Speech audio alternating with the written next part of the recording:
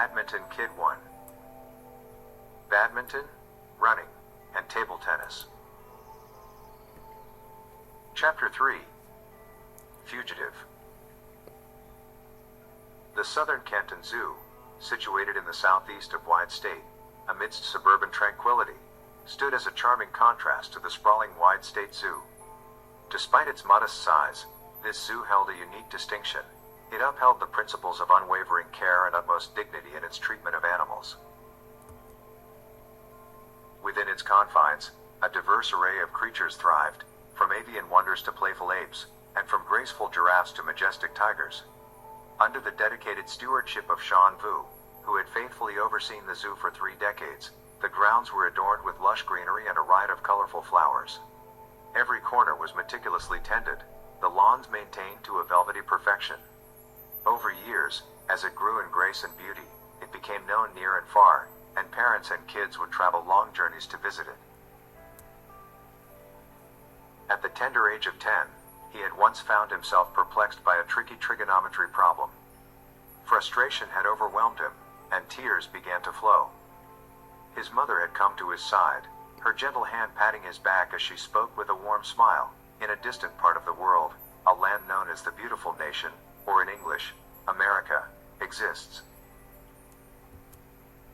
In this land lies a playground named Disneyland, a realm of enchantment and marvels where sorrow and hardship hold no way, only boundless joy. Children who step foot there forget all their troubles and sadness. Animals and humans coexist in perfect harmony. Even the humblest of rats become endearing. Rats. They gnaw furniture, pilfer our food, and carry diseases. Everybody hates them. John interjected. Not in Disneyland, his mother continued with a gleam of excitement in her eyes, where mice dance with joyful smiles. There's no room for hatred or anger, only love.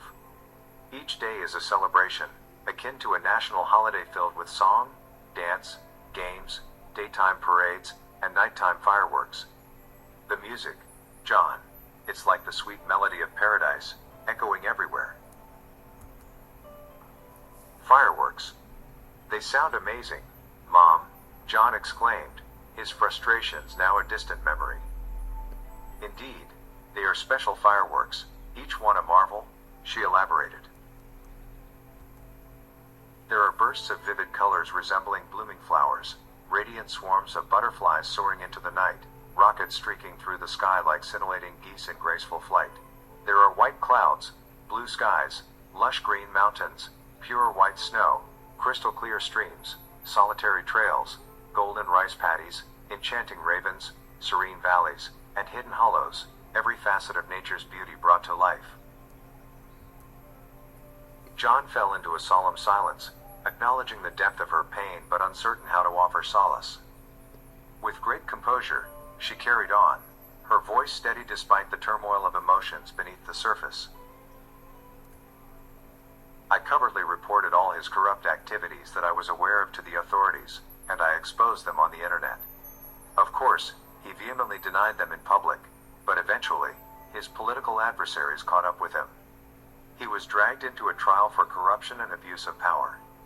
His downfall was akin to the cascading of small ice blocks that trigger a colossal snow avalanche in the ever-white mountain. The mayor's corruption trial sent shockwaves through the political landscape. She paused, a hint of sorrow flickering in her eyes. In betraying him, I inflicted deeper wounds upon my own soul. Regardless of how corrupt and foolish he was as a man, he had loved me deeply, treated me exceptionally well, and provided me with protection and security. With his protection gone, I put myself at the edge of the political turmoil. Once again I was arrested for trial, this time for bribing the corrupted mayor. They locked me up in a cell where I sat on the floor totally bewildered. I had had enough and more than enough of this strong nation dream, of this superiority of socialism, which stirred your heart and brought you great hope, only to be revealed as nothing but lies, deceit and injustice.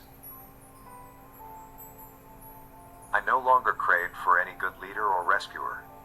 I wished neither wealth nor fame nor power. I desired nothing but basic human rights, yearning for nothing but freedom, free to express, free to choose and free to travel.